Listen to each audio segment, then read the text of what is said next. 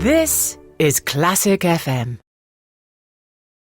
You find me inside a very posh room, the Director's Lounge of Symphony Hall here in Birmingham, where I'm joined by Vladimir Ashkenazy, pianist and conductor, and tonight he will be stepping up to the podium on the stage of magnificent Symphony Hall to conduct the Philharmonia Orchestra in a performance of The Planets by Holst. Vladimir, first of all, thank you very much for taking some time away from rehearsals to talk to Classic FM this afternoon and ahead of the performance tonight. Your relationship with the Philharmonia goes back quite a few years. Tell us how the association first started. Yes, I I had an invitation to conduct the orchestra. My manager, Mr. Parrott, who is my manager now also, he was for a very short while with the Philharmonia, with some position. And since he knew I was conducting already, he said, why don't you try to conduct the Philharmonia? So I agreed to. I could hardly conduct, but I thought, well, if they ask me, I'll try. You know, and they were terribly nice to me. Of course, I was not terribly clear, but they played very well in spite of it. And I remember very well that I was terribly embarrassed because I couldn't conduct terribly clearly. And I asked them, don't you think it's difficult to play with me? They said, well, you're just beginning, but we like what you're trying to do. Please come back to us. So I'll never forget how nice they were to me. So I always came back. With the many concerts that you've conducted the Philharmonia in over the years, Vladimir, what kind of orchestra is it to conduct? What are they like to work with? Well, they're a highly professional orchestra, but not only that. I think they're very good people, and they try to do their best in whatever circumstances, and I appreciate that tremendously. They're never arrogant and always hardworking. They know how. Their life is so difficult. Latin musicians' life is about the most difficult life of any major city's orchestra in the world. Just very difficult. And they know how difficult it is. They know they have to play extremely well, their best at every concert, all the time. And they know that. And they're so appreciative when you understand it too, you know. And they're so friendly. They're so concerned with playing well. They think of nothing else but play well and help the conductor. You know, wonderful people. Your career in music started as a pianist, and now you conduct not just the Philharmonia Orchestra, but orchestras all over the world. And I wondered, when you set out as a pianist, whether the intention was always that one day you would take up the baton and stand at the podium to conduct orchestras? No, I had no intention to conduct. But from my childhood, actually, I was more interested in orchestral music than in piano music.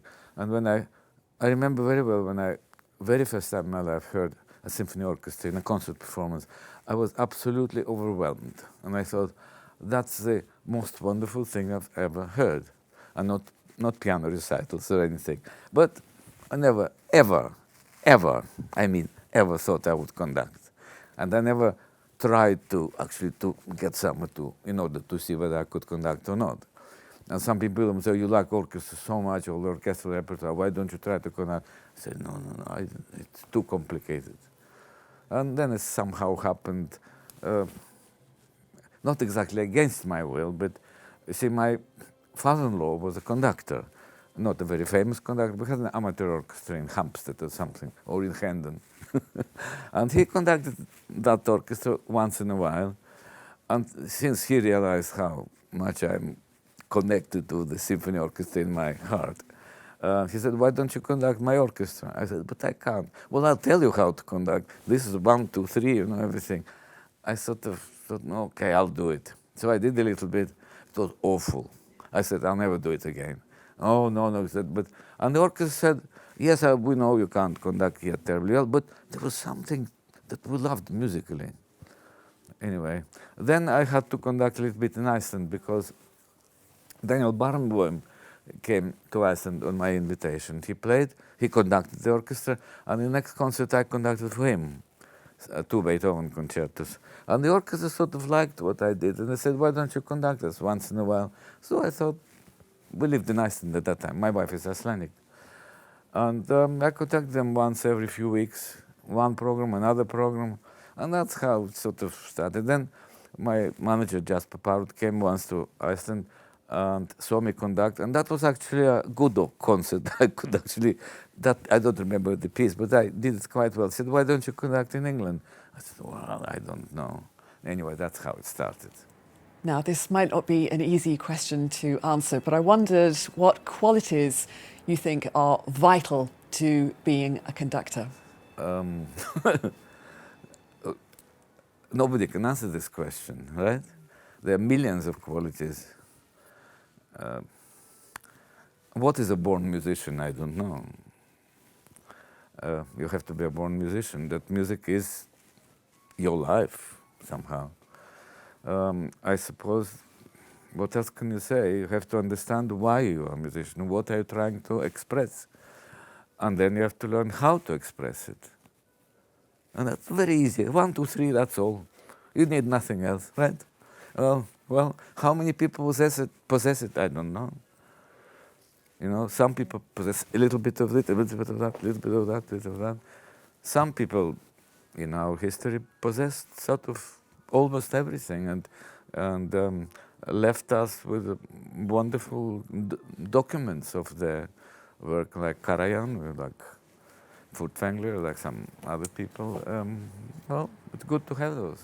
So this evening, a sold-out concert here in Symphony Hall in Birmingham for The Planets by Holst. This work is still one of the most performed British works anywhere on the planet and still one of the most loved as well. Why do you think it has endured so well? Why has it stood the test of time? Well, it's beyond what is English music. It's beyond being English or French or anything. You know, it's just a great piece.